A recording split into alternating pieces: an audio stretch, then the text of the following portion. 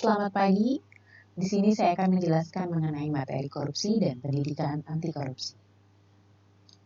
Adapun pengertian korupsi dalam Kamus Besar Bahasa Indonesia dan Kamus Hukum, korupsi diartikan sebagai tindak penyelewengan atau penyalahgunaan uang atau barang negara atau milik perusahaan untuk keuntungan pribadi atau orang lain. Menurut Huntington, korupsi adalah perilaku pejabat publik yang menyimpang dari norma-norma yang diterima oleh masyarakat. Dan perilaku penyimpang ini ditunjukkan dalam rangka memenuhi kepentingan pribadi. Menurut Dr. Kartini Kartono, korupsi adalah tingkah laku individu yang menggunakan wewenang dan jabatan guna mengeduk keuntungan pribadi, merugikan kepentingan umum.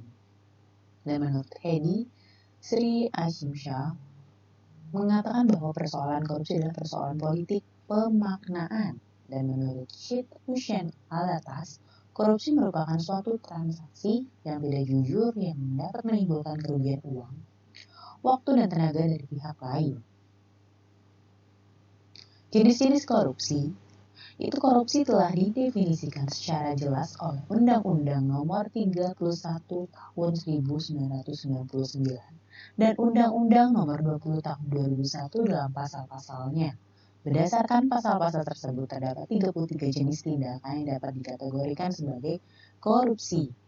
30 tindakan tersebut dikategorikan ke dalam 7 kelompok, yaitu korupsi yang terkait dengan merugikan keuangan negara, korupsi yang terkait dengan suap-menyuap, korupsi yang terkait dengan penggelapan dalam jabatan, korupsi yang terkait dengan pemerasan, korupsi yang terkait dengan perbuatan curang, korupsi yang terkait dengan benturan kepentingan dalam pengadaan, korupsi yang terkait dengan gratifikasi.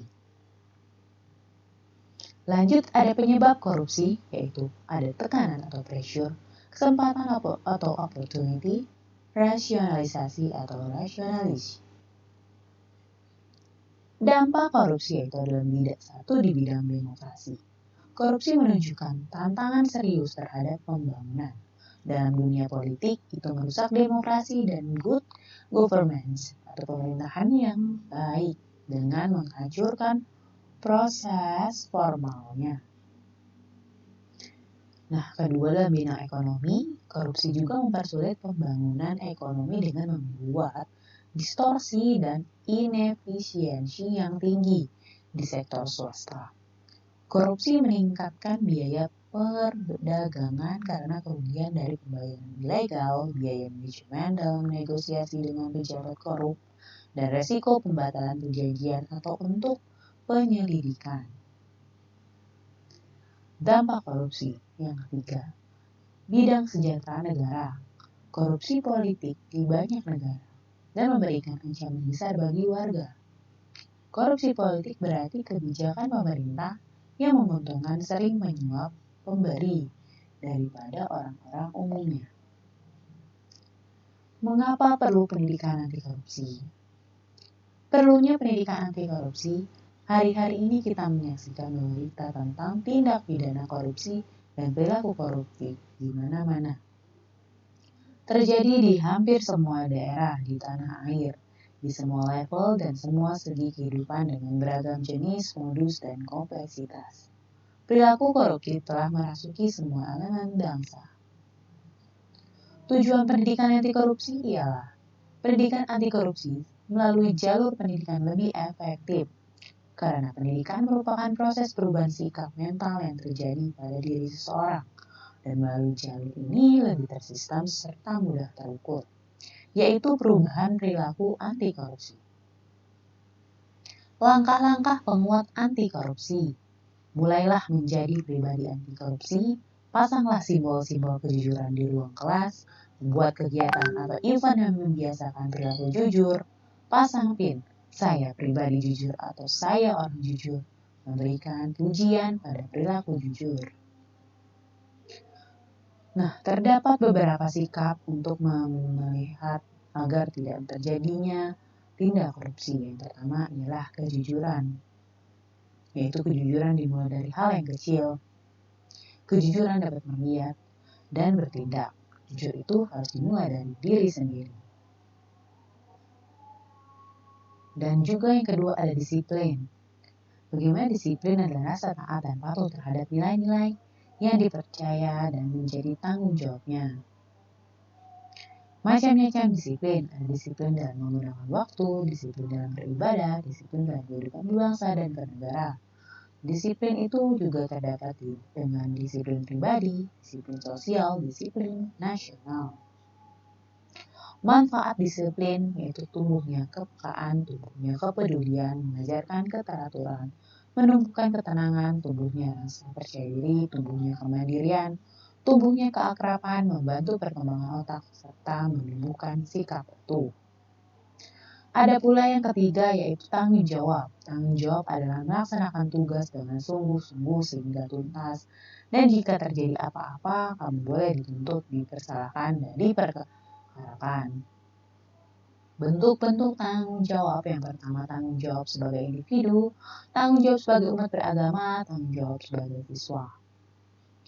Dan lanjut yang keempat, sederhana. Sederhana menurut KBKBI yaitu mencakup sebagai berikut. Ialah artinya bersahaja atau tidak berlebihan. Ciri-ciri pola hidup sederhana yaitu dengan kebutuhan primernya ialah benar-benar atau sangat yang dibutuhkan. Kebutuhan sekundernya adalah merupakan jenis kebutuhan yang diperlukan setelah semua kebutuhan pokok. Kebutuhan tersier adalah kebutuhan manusia yang sifat mewah. Lanjut yang kelima ada kerja keras. Kerja keras dan adalah bekerja dengan sungguh-sungguh, sekuat daya dan tenaga penuh semangat, pantang menyerah untuk mencapai hasil terbaik dan fokus pada pekerjaan hingga tidak punya waktu untuk melakukan yang lain yang tidak berguna. Kerja keras sangat diperlukan bagi setiap warga negara. Contoh mencerminkan kerja keras pada pelajar. Pelajar rajin di sekolah, tidak mencontek saat ujian, mengerjakan ulangan sendiri, selalu mengerjakan pekerjaan rumah, selalu hadir tepat waktu di sekolah. Lanjut, ada mandiri. Mandiri adalah sikap, perilaku, dan mental yang memungkinkan seorang untuk bertindak bebas, benar, dan bermanfaat. Berusaha melakukan segala sesuatu dengan jujur dan benar atas dorongan diri sendiri dan kemampuan mengatur diri sendiri sesuai dengan hak dan kewajibannya sehingga dapat menyelesaikan masalah-masalah yang dihadapinya. Lanjut ada adil di mana semua orang mendapat hak menurut kewajibannya. Ada juga sikap peduli, bagaimana dasar sikap kita agar memperhatikan bertindak proaktif terhadap kondisi atau keadaan sekitar kita. Oke, cukup sampai sini untuk materi anti korupsi, bagaimana agar kita memiliki sikap-sikap tersebut. Kita harus memiliki beberapa hal tersebut di mana salah satu yaitu ada mandiri, disiplin, tanggung jawab, adil, sederhana, dan juga sikap kejujuran.